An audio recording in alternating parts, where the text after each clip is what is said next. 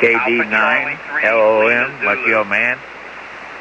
Lucky old man, LOM. Okay, and what was the first of that? Kilo Delta 9. Kilo Delta 9, lucky old man. Roger, and what's the name there? The name's Larry, and we're working on a 7300 with a 80B doing about 600-700 watts. Roger, Larry, what's your location, sir? 60-foot loop that we put up here in the little backyard that we've got there, over. Roger, I doubled with you, sorry. Where are you located, sir? We're located about 50 miles north of St. Louis, Missouri, in a little town called Mount Olive, Illinois. Oh, Roger, Roger. And you were telling me about your antenna. Tell me that again. I think I doubled with you on some of that. Okay, well, it's a 260-foot loop made out of 14-gauge insulated wire and with a 4-to-1 balun. I made it myself, and I've got just a little narrow, long backyard here, and I've got 2 or 3 antennas. This one I just built, and I've been working on it here the last day or two, which it seems like it's been doing pretty good for me. Oh, I would say just excellent, excellent. Now, the thing is, you know, my situation, I never tear an old antenna down. When I put up a new antenna, I keep the old antenna as a reference, because how else do you know how well you're doing or how badly you're doing, Roger, unless you have a reference from the last place you were. Oh, Roger that, Jim. Well, we live right beside a bar, a half a block from the railroad track where there's a big microwave station, and we have a lot of noise. Sometimes it's up to F9, F10, and you can't hardly hear on that.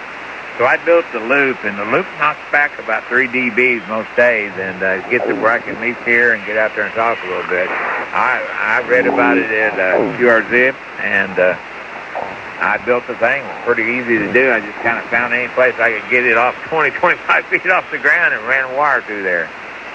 Oh, Roger, now you're talking about that bar noise. Are you talking about electromechanical noise, or are you talking about acoustic noise? I would say it's electrical noise. We've got a bad power line right behind our house. We got this bar next door to us. We live on the edge of town.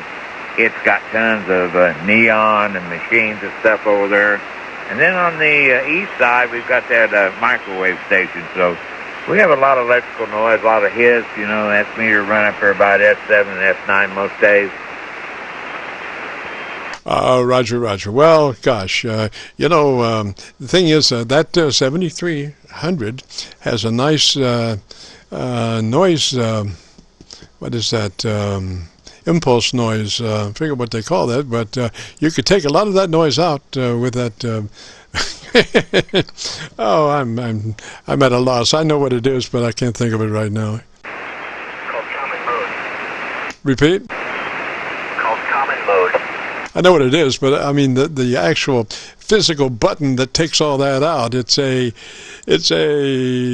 noise something. Noise blanker? Noise blanker! Gosh! Oh, thank you. I'm dying. Could not think of that. Noise blanker, yeah. The 7300 does a real good job. Now, you don't want to run that all the time, because if you run across somebody that's really running some heavy modulation, it does introduce distortion. So you only want to use it sparingly when you absolutely have to, but you can take that impulse noise way down. Oh, Roger that, Jim. Yeah, we've been we still call ourselves a new ham, because we've only been a ham for 2 years since we retired. But we've kind of took this little 7300 and learned to tinker around with the bypass, the filtering. You can actually reduce the filtering for received and stuff, and you can tune a lot of that out. It's just it's kind of like an old radio. It's just menu driven, and most people are used to old radios. In fact, my first radio was a 520 SE, which is still sitting over on the shelf and needs a good owner that can do some tinkering with it. It's got a little age on it. How's our audio there, Jim? We want to get a check on that there. All right, we could be a little fuller, I think, there, Larry. We have a tune-up, a generic tune-up for the 7300. Starts with that compressor coming in line at about a 3. Engage your compressor at about a 3. Roger? Hey, Roger, we're at a 3. All right, then move to your ALC with mic gain in hand. And now what you want to do is kind of speak a little bit faster than you normally would, so you keep that meter up so you can see how to adjust it. And you want to adjust that ALC meter for mid-scale to 2/3 while you're manipulating your mic gain control. So you set that the ALC level by your mic gain control. Okay, well, let's see. That's about half right there, half to 3/4. I'll turn it down here a little bit. That's on. It was on 30, and we'll go down here to 20. How's that sound to you? Well, it sounds like it might be a little low. What we're saying is, and that's the reason why you want to speak a little bit faster, so you keep that meter up, and you can. It's a lot easier to adjust it when that meter's up all the time. You know, so you're speaking a little faster than normal, and you're adjusting it for mid-scale to 2/3 with your mic gain. Okay, we'll try that again. 1, 2, 3, 4, 5, 6, 7, 8, 9. That's about where it ought to be then. Alrighty, so with that 3 dB dynamic range, you're now 80 to 85% of average peak modulation. Again, what you might want to do is take a look at your power output meter or your watt meter as you speak, and you'll see that there's a direct relationship between what you're saying and the meter, you know. And what you want to do is try to keep that meter up as much as you can, as opposed to maybe looking around and being off mic and all that. So, you know, as you look more, get in the habit of looking at your watt meter when you're speaking, then you will keep that watt meter level up. Roger? Oh, Roger, I understand that there. It runs about 800 watts as long as I stay about 3-4 inches from the mic, and it holds there pretty steady there. Well, thanks for the help there, Jim. I don't want to hold you up because I know there's other people out there who want to try it out there, and I'm glad you gave me a good report there on that loop antenna I built. So it's working pretty good. I got a better noise level, and it's getting out. So that's all that counts there when you got a little power in the wire. So 7.3s, and good luck there. Oh, by the way, I used to live in New Albany. I used to work over there at Huntsman's Manufacturing for about 15 years. So, and my little brother, who's a ham operator, lives over there in Jeffersonville, so I'm familiar where your hometown is. Oh, Roger, do you have his call sign, incidentally? It's KC9VKV, and his name's Jerry.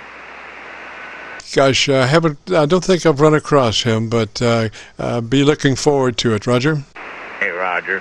He hangs on 40 meters most of the time. He's only got a couple antennas up right now, and till next spring we'll get some more up for him. So thanks again, Jim, and glad you get in here and doing this for people, helping them set their antennas and set their microphones there. It'll make the traffic on the band a whole lot better there. Over. Oh, Roger, Larry. And if you want to hear your audio, if you go to YouTube and do a call letter search for Kilo Charlie 9, Victor Kilo Victor, followed by today's date, 11/6/20, that will take you to this recording. So it's KC9VKV 11/6/20, and that will take you to this recording, Roger. Okay, I'll do that. I appreciate that there. So 7.3s, good luck, stay safe, and hope we hear you again on the band. KD9, like your man, clear with, get your call right here. KC9, Victor Kilo Victor. Have a good day, sir. Roger, Larry. 3 is that way, sir. 73. This is KC9VKV, the Friday afternoon Qso-Vlog net. You got about 18 minutes till 5. At which point we turn into a pumpkin. So if you have a radio you want to check out, give me a shout.